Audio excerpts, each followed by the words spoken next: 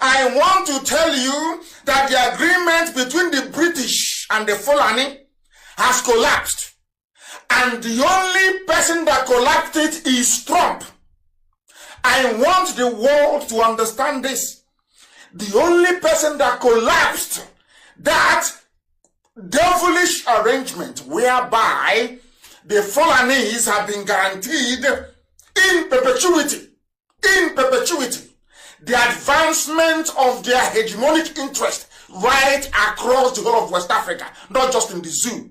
As long as Britain gets their free oil, as long as there is enough money to pay every successive director of the United States Department of State, as long as there is enough money to bribe all ambassadors coming to Abuja. Before that, it was Lagos. As long as they have enough money, they were prepared to do anything they like to kill as many people as possible, to run the government into the ground, to go like there is no tomorrow, to display their mediocrity at its very worst. And I would appear here as the bishop, the Catholic Bishop of Makurdi Diocese, the capital of Benue State in Nigeria. I am the shepherd of one of the 4 dioceses, Catholic dioceses in Benue. We have others, Anglican, Methodist, and Pentecostals, which certainly Benue State has a population of about 6.1 million people, 2 million of whom are those under my care as the bishop of the diocese. Benue State is about 98% Christian, with very few Muslims living in towns. Nigeria and eventually my diocese and the state of Benue have become, in recent years, one of the most dangerous and insecure places for Christians. Christians and Muslims are nearly evenly divided among Nigeria's large population of over 200 million persons. Islamist extremists are fiercely contesting the possession, control, and governing law of the land, especially in the country's northern and central regions, the latter of which is where Benue is located. There are constant ethnic, political, and religious conflicts over land and allegiance.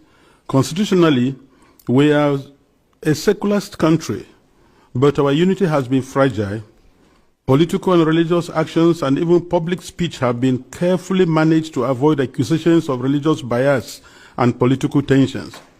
Today, the clear influence of Islamist extremists has changed the traditional social dynamics of tribe, ethnicity, religion, and the social status in Nigeria. Because just recently, at the beginning of the Ramadan fast, 12 states in northern Nigeria have declared closed schools so that they attend to this. And you can imagine which other country in the world does that. Saudi Arabia is not doing it. Afghanistan is not doing it. Baghdad is not doing it, but then Nigeria is practicing. What kind of Islam are they practicing? 12 states, and not only Muslims are living in these places. What happens with the educational program or curriculum of the country? But this is what we are going through every day in Nigeria. A long-term Islamic agenda to homogenize the population has been implemented over several presidencies through a strategy to reduce and eventually eliminate the Christian identity of half of the population. This strategy includes both violent and non-violent actions, such as the exclusion of Christians from positions of power and adoption of such church members, the raping of women, the killing and exploitation of Christians, the destruction of churches and farmlands of Christian farmers, followed by the occupation of such lands by the Fulani herders, and also changing the names of these villages. They are taking over the places, so you clearly see an expansionist approach and Islamic, and then they are making the people now flee and leave their villages and they conquer it. The quest to Islamalize the land appears high on the agenda of some of the powerful and influential Muslims in Nigeria. There is a campaign to take land to spread Islam, and there is the hemorrhaging of Christian farmers from the central region of Nigeria and Benue State, and Makurdi Diocese in particular, as they are forced to abandon fertile lands that used to feed the nation, which classify Benue as the food basket of the nation. Militant Fulani herdsmen are terrorists destroying society. They steal and vandalize, they kill and boast about it. They kidnap and rape, and they enjoy total impunity from the elected authorities. None of them have been arrested and brought to justice. This is supported by the corrupt system in which we operate and the abject poverty among us, which allow the criminals to easily attract more recruits and prey on more victims. Why is this happening?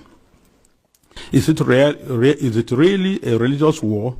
Like in the past, many jihadists are motivated less by religion than by spoils of war and use their religion to impose themselves. In my diocese, the spoils consist mainly of fertile, well-tended land organized around my parishes or so. The jihadists come and adopt and kill the priests, leaving thousands without support and basic human services. And of course, when they disperse the people, the inhabitants, or the citizens, or the people of the lands, they take over. And any attempt to go back and take care of your farms, surely you get killed. The Makurdi Diocese in Benue State has been the epicenter of the invasion by these herders who are more like hired guns of cattle oligarchies, who manipulate religion to rally the herders to eliminate the Christian population and cleanse the land in the name of Islam. This objective is behind the relentless attacks against Benue's villages. When we call for help to the police and the army, they do not come. At the end of 2024, several villages were warned by the attackers of the upcoming violence, and the leaders called the police for defense ahead of time. But they did not come, and the Christian massacres, almost customary, took place, killing hundreds in Plateau and Benue, with the worst massacre claiming 47 people. The militant also burned down the 8 Catholic churches of St. Mary's Parish in the Diocese of Boko, which in Benue State, as well as the parish house, clinics, schools, and other houses. The militant Fulani herdsmen bear on defenseless villagers without consequences. They follow orders to conquer, kill, and occupy. They attack even those who have managed to escape into our IDP camps. Thereby, they have no place to run to.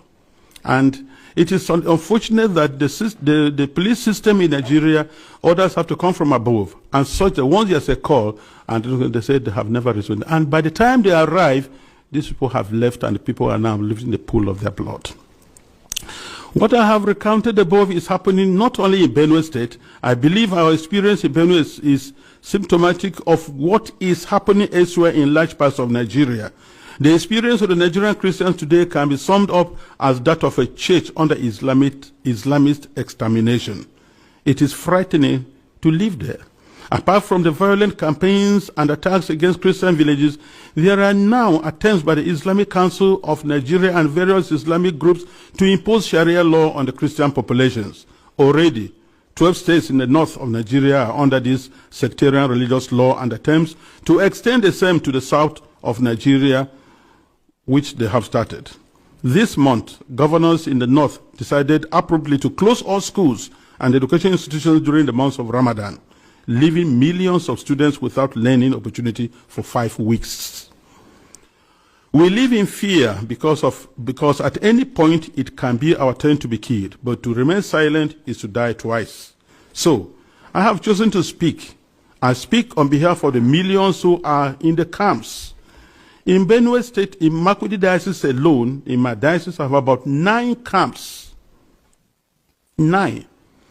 On the 5th of March, which was Ash Wednesday, we visited one of the camps, and many of my priests and religious went to the other camps, distributed them to begin the Ash Wednesday with our faithful who are there, because we are the voice of the voiceless. We have to talk for the defenseless. We have to talk about the weak and those who cannot talk about themselves.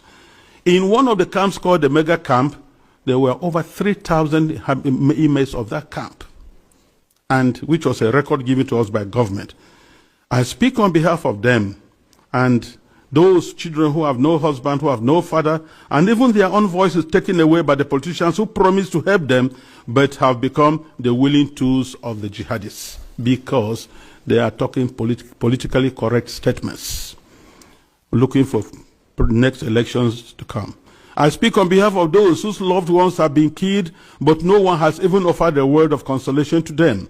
I speak on behalf of the thousands of young girls who have been adopted and raped because no one, not even the media, mentions them anymore. Foremost, I speak on behalf of my flock who are unable to worship freely and unable to return to their ancestral farms and homes because that land has been ruthlessly taken from them by the armed herdsmen. And where they say they want to live in peace with the natives, if you must farm, you have to pay tax to hire the land which belongs to you. That is slavery, to say the least about it. As prosperous Nigeria is in African continent, and I tell you, if there's outbreak of war in Nigeria, no country around us, Chad, Niger, Ghana, Guinea, Togo, no country can contain the population that will flee to these places. No country can be able to house over 5 million refugees. It's not possible because of that.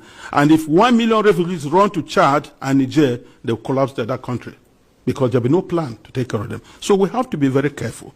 Today, I urge you all to use every means within your mandate to start developing a strong and good relationship with Nigeria, where you know that when you speak of human dignity, you are also speaking of the same God-given right you believe is unalienable.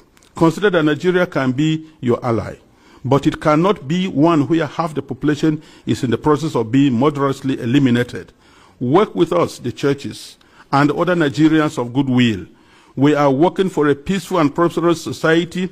Moses, have you seen any Christian group that have kidnapped any Muslim girl because of her faith? Yet we kept quiet. Have you talked? Did you say anything?